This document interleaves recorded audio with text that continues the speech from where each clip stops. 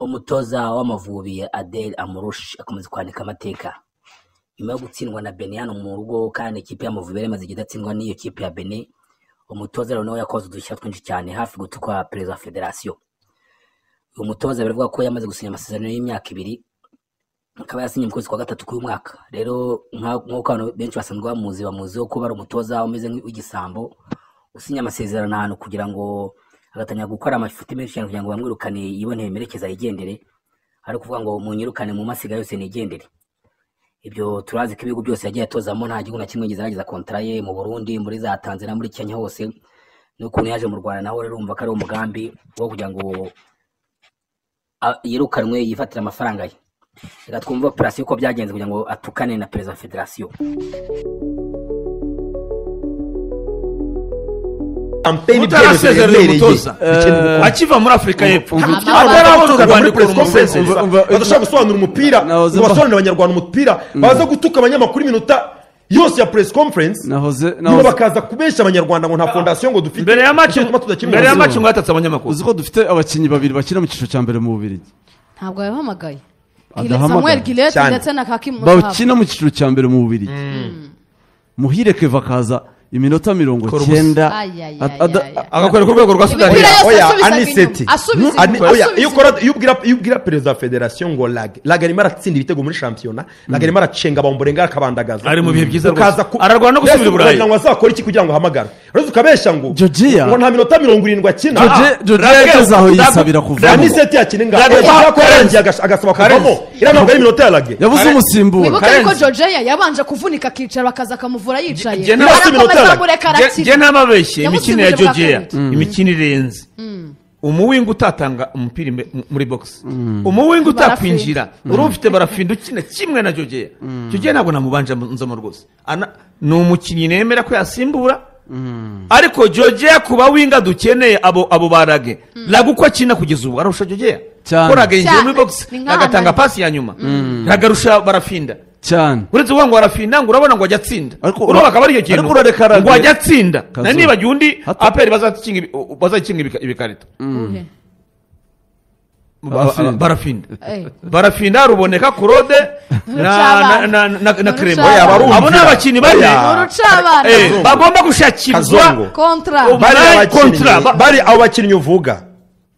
bafite qualité imwe ikundwa n'abanyamupira hano i Kigali,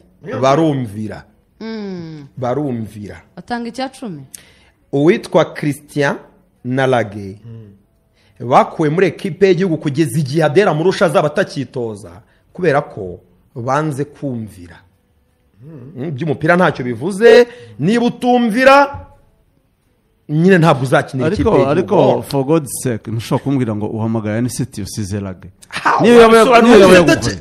wabisobanura ibyo ariko gukina umupira muri equipe y'igihugu he muri club arakina yes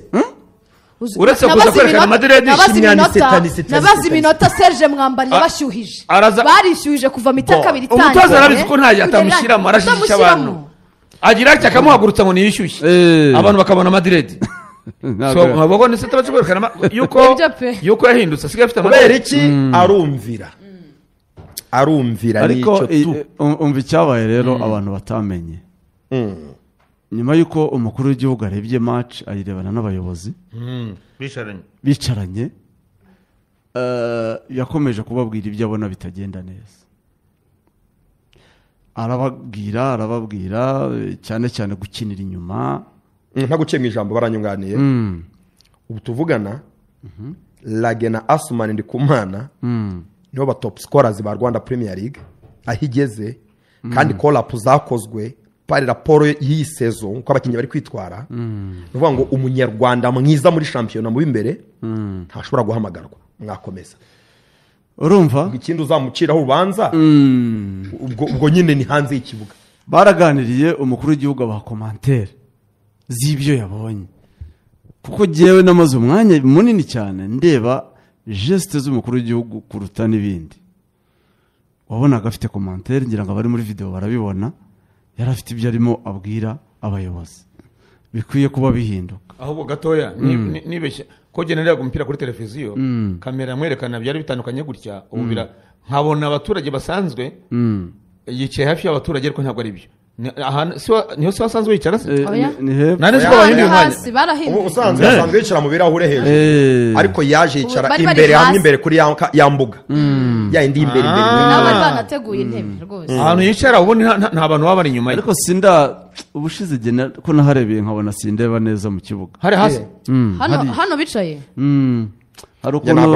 ukuntu ziriya benshi zigukingirizamo nabyo nanjye ubu ntabwo zikingiriza ureba neza utari hejuru hegutse ariko ngira ngo ndabona nkurikije ibyo mbona yaraharebaga neza ibyo byose ibyo nari ngiye kuvuga rero yakomeje kubaha komantere nyuma ya mace aganira nabo ababwira uko abyumva ababwira ubutumwa bashobora guha abakinnyi inde his excellence aganira na minisita wa siporo na perezida na perezida wa federasiyo Shema Fabrice ashaka kuba ataranabatumye ariko burya umukuru w'igihugu yakubwiye komantere of course uba ugomba kuyitanga ni nko kugutuma sindi shuwa ko yababwiye ngo mugende mubwire ibi ngibi abakinnyi n'abatoza ariko yababwiye uko abyumva nk'abayobozi rero ubutumwa bw'umukuru w'igihugu bagombaga kubugeza kubo bireba abakinnyi n'abatoza ntabwo his excellence yagiye muri vestiaire oya yaganiriye na minisitiri ndetse na Shema Fabrice perezida wa Ferwafa abaha ubutumwa we aragenda bo bajya kubutanga muri vestiaire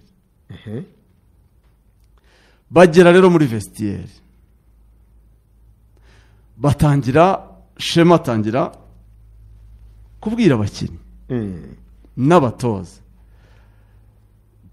ababwira nyine nka perezida twatsinzwe ariko birumvikana ni ukukomera ni ukwihangana ntiducike intege dufite undi mukino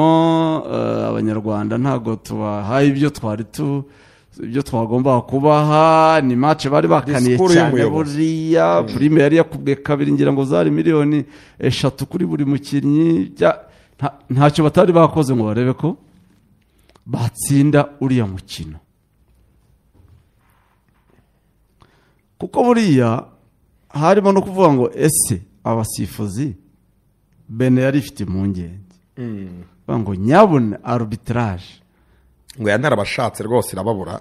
yarababuze ariko urumva umuntu ushinzwe abasifuzi muri kafu no munyana karenzi meze neza na isacunge neza abantu barimo kurekara mako ko yumva neza yumva neza ndiyumva neza SG gakwaya se ko avuga ko atakumva ndabona no kuri YouTube bavuga ngo ko bigenda bicika ariko ubwo cyaba ari ikindi kibazo okay komeza ubwo turaza abari ku buhanga bw'inyuma baze kureba feedback baze kumva output kumeza urumva komeza ni ukuvuga ngo nari ngeze muri message ya perezida wa Ferwafa babwira ati muri ikipe yari yakaniye abasifuzi impungenge Bene yari impungenge ushinzwe abasifuzi muri Bene no Benino yabahaye rwose abasifuzi beza ushinzwe abasifuzi muri kafu no munyabene n'umunyabene burya cyane yadukubise umwarabu rwose abanyamisiri ntacyo wari kurenza ntabwo se badukorera abasifuye neza abanyamisiri ubundi waza umubwira iki kuko iyo umwarabu umwumvise ntibategurwa nibyo nkubwira nyine burya abamanyanga barabanga urumva iyo wasohotse uba ufite impungenge uti abantu igihugu tugiye barategura abasifuzi kuko nibo baba bafite nibo babakira nibo babitaho nibo babaha keya mu rwego rwo kwirinda icyo kintu rero umwarabu kubisa umwarabu ugororotse nta kintu warenzaho so Shema rero arababwira ati rwose byagenze gutya ariko ubutumwa buhari hari ibyo gukosora urumva hari ibyo gukosora ubutumwa twahawe ni uko hari ibyo tugomba gukosora sinzi uko byamucitse arimo avuga aganiriza abakinnyi aravuga ati 75% ku ijana by'umukino twakiniye mu kibuga cyacu. asubiza inyuma abagiye muri tekinike abagiye muri tekinike imbere y'abatoza perezida wa federasiyo n'abakinnyi baza kumva ibintu bari buze kumubwira hopareri za Adel Amourouche baza kumva icyo ziza kumubwira none araba perezida wa Ferwafa wa mbere utazi umupira mu mateka y'isi. Adel Amourouche atitaye ku butumwa Shema arimo atanga, atitaye ku wamuhaye, atitaye ku ki, arahaguruka aramubwira ati mu cyubahiro nkugomba nka perezida urimo urarenga umurongo, ibyo si ibyawe imbere y'abakinnyi muri vestiaire. Uwo ni Adel nzi uwo ni Amourouche nzi. Abakinnyi barakangarana, minisita ahagaze aho na perezida ahagaze aho, minisita ntaravuga, nenge kuvuga ngo bamwishyura agende, ariko mpita ntekereza ko aricyo n'undi ashaka, ko aricyo cyamuzanye. Muri amezi 2-3 banyishyure ngende, yarabimenye ko Adel Amourouche nano wamuciye, aba yarabibaze, komeza aragufite, urumva ibyo utekereza byose urasanga biri muri plan ye. Adel Amourouche yatatse perezida wa Ferwafa imbere ya minisita kweli, agiye kuba ubutumwa buturutse ku mukuru w'igihugu cyane. Adel Amourouche ntabwo uri umutoza, guma mu mbago zawe mu magambo make. Your boss boss wawe usinya kontra cyangwa kayisesa, none ukabimubwira imbere y'abakinnyi na minisita ubwo ahagaze. yabimbwirira nka Samuel Tofi sakamwirukana, arabanza akamutera iki, tegera taxi voiture ku kibuga cy'indege tugiye. Wowe nturatsindira mu rugo kuva utoje ikipe, nturatsinda na perezida ntushaka ko avuga ati ceceka warengereye, ubwo se uramutse utsinda ntawazongera kuvuga. Yatsinze Zimbabwe, press conference yakurikiye i Kigali yarabanje asaba iminota 6 iyo kwihaniza ngo umunyamakuru umwe wamusabye rendezvous ko bahura, arayimuha, barahura ngo baraganira, ngo ariko agiye ku reporting ibyo baganiye ngo ntiyabivuga neza. Yamuhaye ubutumwa avuga ngo nunyubaha nzakora, ariko nunsuzugura nzagusuzugura. Niyo ya speech yakoraga, ariko umunyamakuru ngo abanyamakuru mbihanize, ariko abanyamakuru nabo badusebya nabo ni ikindi kibazo. Ariko se nanone ibyo ngibyo nicyo wakagombye kubanzaho. Ufite Bene uri muri press conference, ntawe yavuze izina, ariko we yaravuze ngo uhereye no kuvuga ku by'umupira. Nabanza mu butumwa abanyamakuru, iyo ntabwo amarara agomba kwitanga, iyo ntabwo ngiye namushyigikiye, ariko aho ngaho uri gutegura Bene keretse umunsi umwe ariwo bazaba yari kuzabakoresha abanyamakuru mwebwe, yari kuzabakora akosundere kuzongera gutsinda uwe mukino ku buryo Jeje nanebazaga ngo batsinze Bene hano Kigali, aya mabandi iki gisenge cya Stade Burundi yagitumwa umunyamakuru ayavuga ati simuzi, ariko uwo munyamakuru nyine wamusabye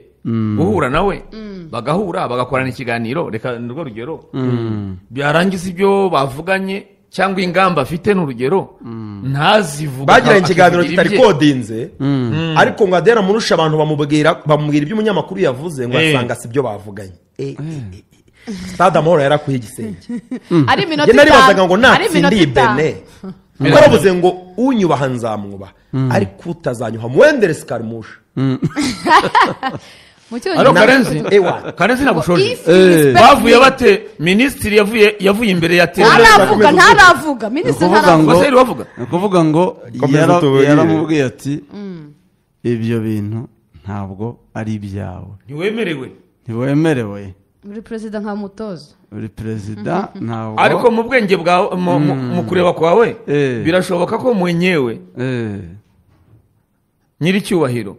ushaka kwambwira ati mu mikinire Shema mukina Amavubi akina ko mudakina mutera mu izamu, kandi ibyo nkubwira hari umuntu utazi umupira ati 75 nakurikiye umukino,